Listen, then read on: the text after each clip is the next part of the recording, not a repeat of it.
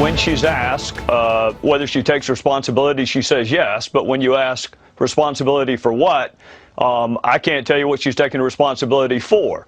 And my main fear there is, how are we better prepared to avoid the next Benghazi if we don't fully understand who made the errors and where the errors were made last time? The Benghazi committee hearing from last week hammered away at former Secretary of State Hillary Clinton, and there will be more closed-door hearings to come. And if we are indeed on a real search for truth, should these hearings not also include hard talk about our long-term failures to protect our own people and bringing the killers to American justice?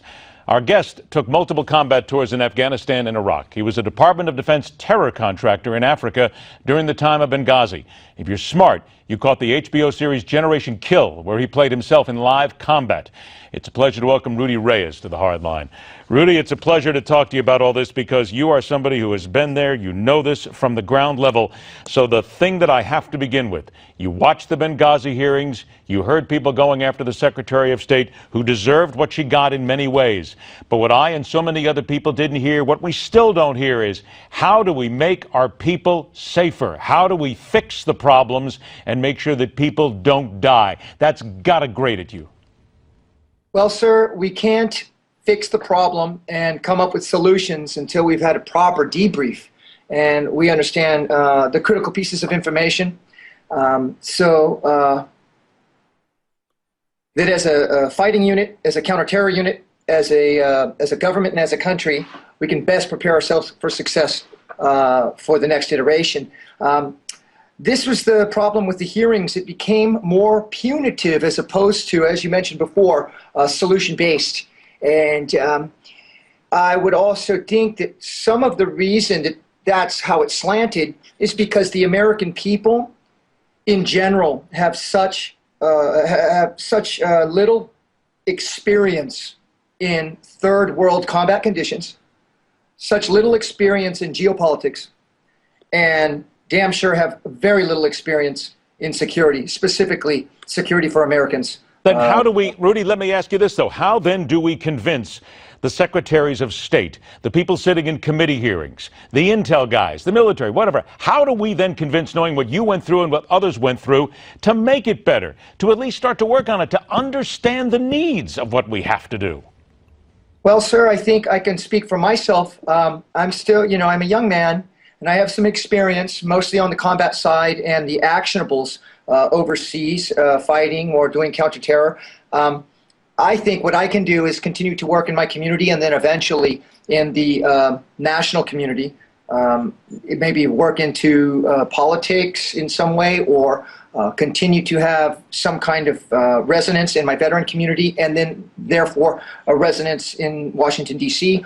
Other words, I have to take more action, and I'm doing my very best. And I think all of our veteran community, intel community as well, people that are in the loop, they should think about doing that, really getting personal with it and taking it up the chain of command through proper channels. Now, as a special operations guy, as a scout sniper recon guy, we think outside of the box. And trust me, there's no set of rules in warfare.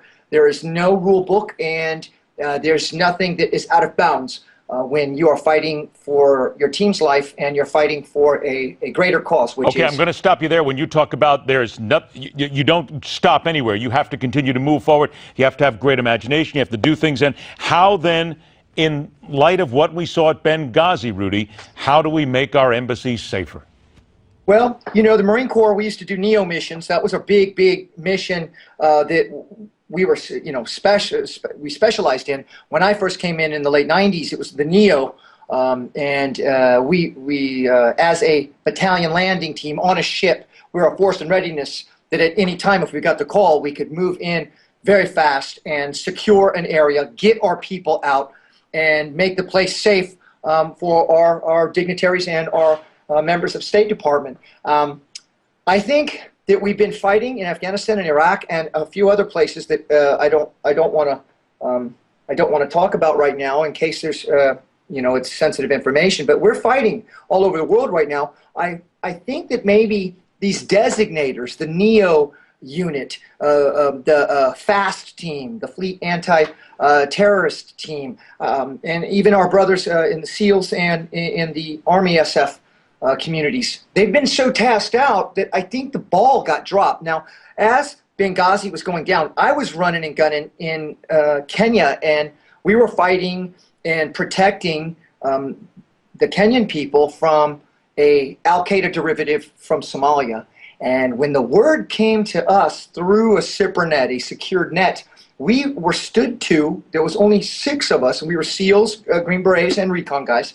Our security was boosted up, and we were standing by to go fight at the embassy if the embassy needed us, because the embassy could be under attack. I only got about 30 seconds left.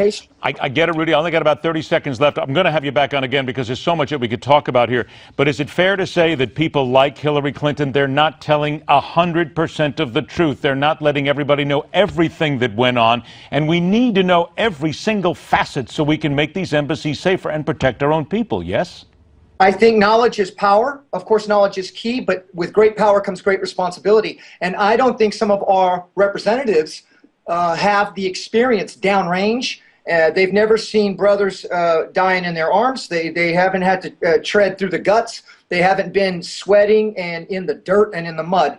And so I don't think they understand how critical the timely information, how critical it is to saving lives by making plans quickly and employing them. And we need more people like myself and others who have served in arduous conditions to get into government. I think that's probably what's going to be most important. Couldn't agree with you more. They need to listen to you guys a whole lot more often. Rudy, I appreciate your time. I want to tell everybody, go to the website, rudyreyes.com, learn a little bit more about this young man and what he has done.